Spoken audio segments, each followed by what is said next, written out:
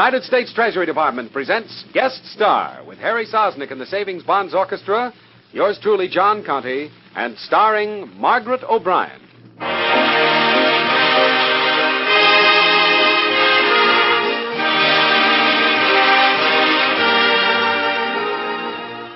How do you do, ladies and gentlemen? This is John Conte, your host for Guest Star, a transcribed feature for Savings Bonds, presented as a contribution of this station in the public interest. There's no surer, no safer way to save than through United States Savings Bonds. Buy them regularly at your bank or join the payroll savings plan where you work for the automatic purchase of savings bonds. In a moment, we'll take you out to the West Coast to meet our star. But first, here's Harry Sosnick and the Savings Bonds Orchestra with Harry's special treatment of the lovely melody, But Not For Me.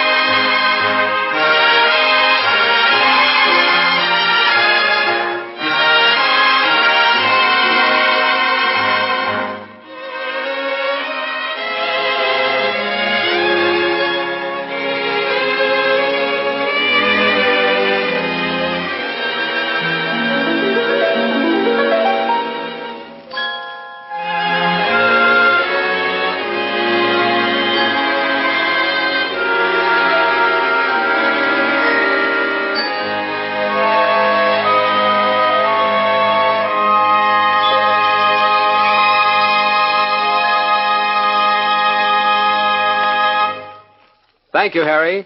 And now we take you to Hollywood for The Red Evening Dress, an original dramatic sketch written especially for our star, Miss Margaret O'Brien.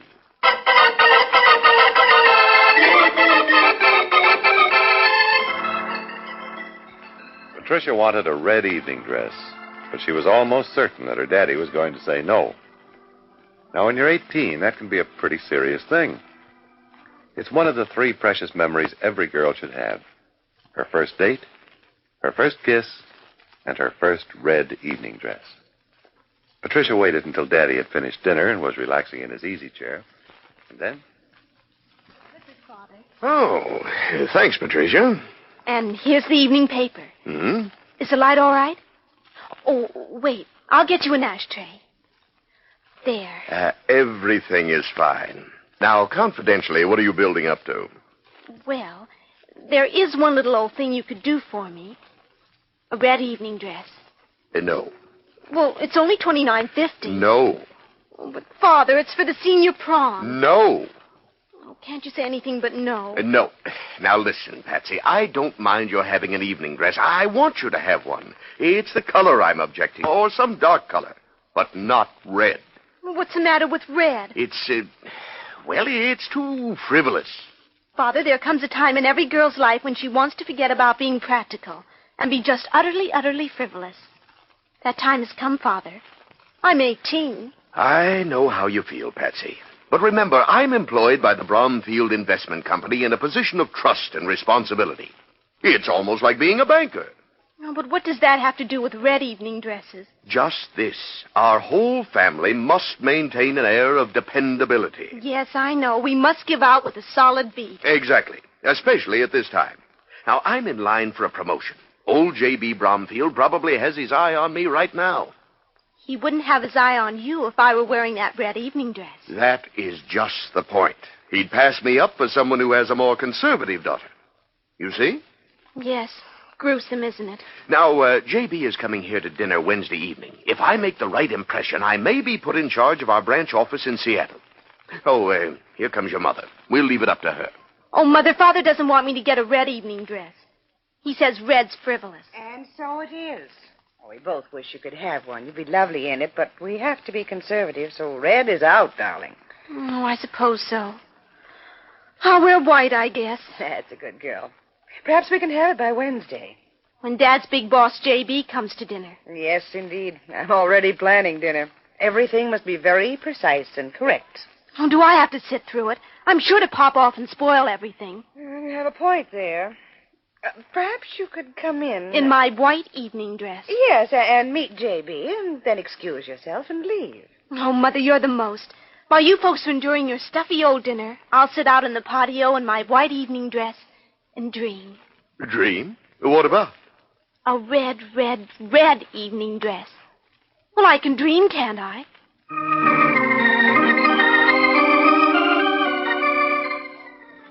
Sorry, I didn't know there was anybody out here. Well, I'm hardly anybody. Anybody that matters, that is. I'm a very frivolous person. My favorite dish. And who are you, the hoot owl said? I'm Tommy Bromfield. Bromfield? Any relation to J.B.? He's my mother's husband on my father's side. Oh, hello, sonny boy. Hi. And who, if I'm not being nosy, are you? I'm Patricia. Last name's Benson. Oh, yeah. My old man is having dinner with your folks. As if I didn't know. For the last 3 days, planning, cleaning, cooking, decorating. Real crazy. But why are you out here on the patio? I detest these dinners for business reasons. They kill me very deadly. Cupcake, we are kindred souls. Put her there. My answer, Bromfield. I shall call you kindred soul. I suppose you drove your father out here, then got tired sitting in the car and came around to the patio. And bingo, a cute little hep cat angel. Oh, don't let the white dress fool you. My soul is red, a bright red. Well, how come I've never seen you around the office? Because Dad wants to convince J.B. that he's utterly but utterly trustworthy and dependable. I don't fit into the picture. Frivolous Sal, that's me. Father says, and I quote, employees of investment firms must be like Caesar's wife. I know. My dad tells me the same thing. I can't even drive a hot rod. But all that'll be changed 2 months from now. What happens 2 months from now, kindred soul? I'll be 21. And I'll inherit my mother's share of Bromfield, 51%. Jeepers, the head man. But verily. Of course, I'll let my old man run the joint. I'm like you. Irresponsible. But I can crack the whip if I want to. What does your old man do in the company? He's senior accountant, in charge of all bookkeepers. But what he wants to be is a branch manager. That Seattle branch, for instance. Cupcake, it's on ice. It's in the bag. Oh, you are a pal, kindred soul. For that, I could love you madly. You do? I said I could. But let's not precipitate. I'll write you from Seattle and... Seattle? Oh, ye gods, you'll be in Seattle. Oh, no, that's out. I've just met you. I don't want to lose you. Oh, dear. Dad wanted the branch managership. Well, now, wait a minute. Let's elevate your pop to a higher level of brass. Bigger than just a branch manager. We'll work out something. Cupcake, let us put our heads together. Kindred soul, it's a deal.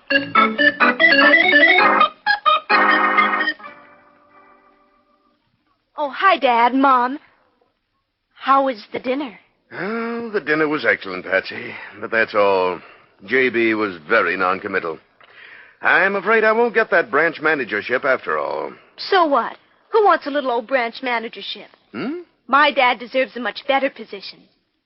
We've already picked it out for you, the kindred soul and I. What on earth are you talking about? Oh, I've been visiting with Tommy. He's J.B.'s son. In 2 months, Tommy inherits the company. So that was why J.B. didn't say anything. You mean Tommy will be my boss? Mm-hmm. And when I marry Tommy, I'll be your boss. Now do I get the red evening dress?